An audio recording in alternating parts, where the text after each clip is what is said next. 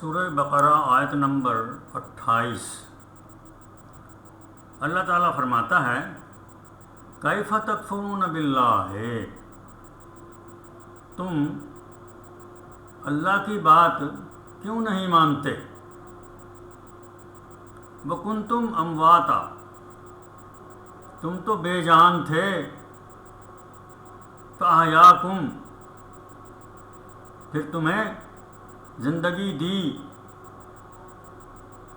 ثم یمیتکم، اس کے بعد تم کو پھر بے جان کر دے گا،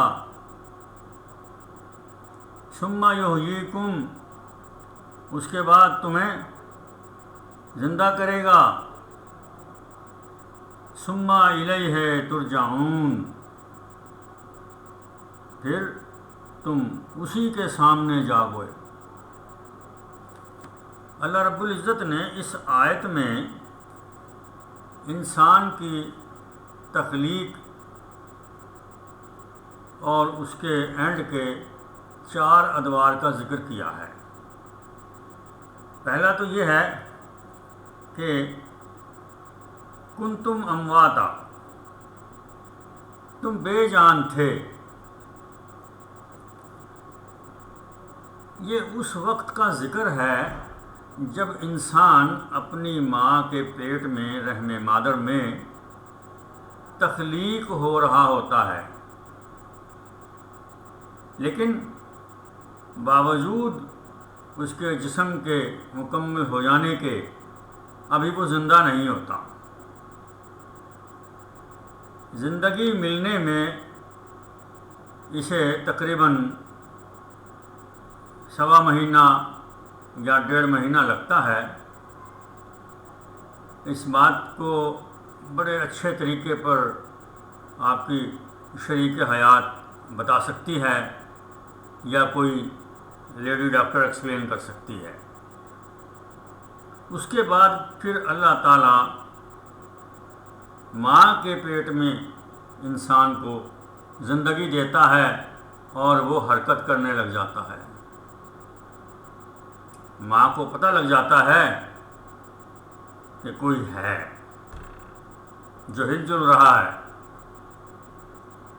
پھر انسان پیدا ہو جاتا ہے، اس دنیا میں آتا ہے، اور ایک زمانہ اس پر ایسا آتا ہے جلدی یا بدیر، جب دوبارہ وہ بے جان ہو جاتا ہے، اللہ تعالیٰ وہ زندگی، وہ جان جو اس میں ڈالی تھی نکال لیتا ہے، وہ ختم ہو جاتا ہے، اس کا کچھ باقی نہیں رہتا، اسے کچھ پتہ نہیں میں کہاں ہوں کہاں نہیں ہوں، ایک جسم پڑا ہوتا ہے بے جان۔ ہم انسان اس کے ساتھ اپنے اپنے عقائد کے مطابق سلوک کرتے ہیں۔ کچھ لوگ اسے آگ میں جلا دیتے ہیں، کچھ لوگ اسے دریائے گنگا میں بہا دیتے ہیں، کچھ لوگ اسے زمین میں دفن کر دیتے ہیں، کچھ لوگ باہر دور جنگل میں کسی جگہ اس جسم کو رکھ آتے ہیں جہاں جانور کیڑے مکوڑے کھا جاتے ہیں۔ یہ جسم کے ساتھ ہوتا ہے۔ انسان جو جسم اور جان کا مجموعہ ہے وہ نہیں ہوتا۔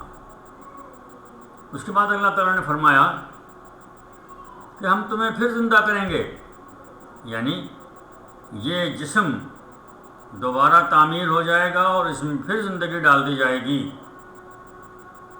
ثم الیہ ترجعون، اس کے بعد تمہیں اسی کی طرف جانا ہوگا۔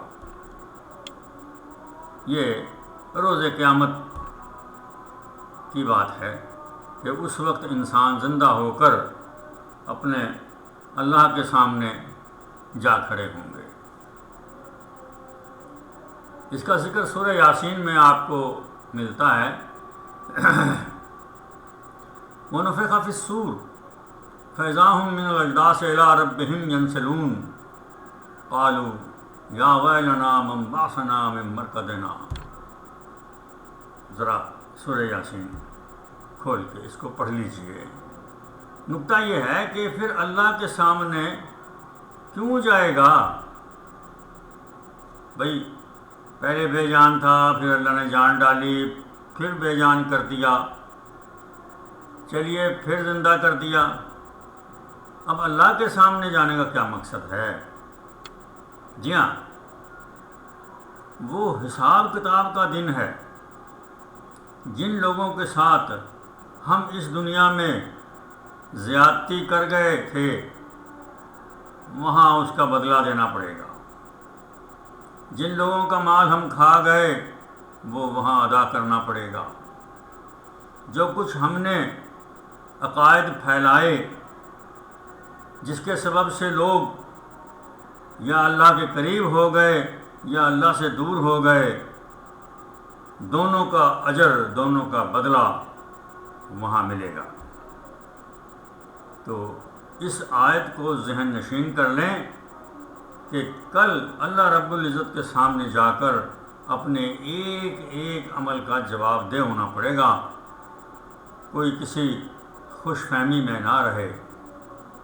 میں اپنے تمام معززین سے عرض کرتا ہوں کہ آپ جو کچھ بھی اس وقت زبان سے کہہ رہے ہیں، اس کو کہنے سے پہلے یہ ذہن نشین کر لیں کہ وہ خالق کائنات، وہ آپ کا مالک، آپ کی ان تمام باتوں کو سن رہا ہے، اور یہ تمام باتیں ریکارڈ میں محفوظ ہو رہی ہیں۔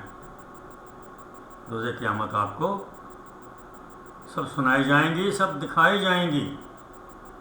لہذا اس دن شرمندگی سے، سزا سے محفوظ رہنے کے لیے آج اس زندگی میں بات کو سوچ سمجھ کر کہیں۔ اللہ تعالیٰ عقل سمجھ عطا فرمائے، آمین۔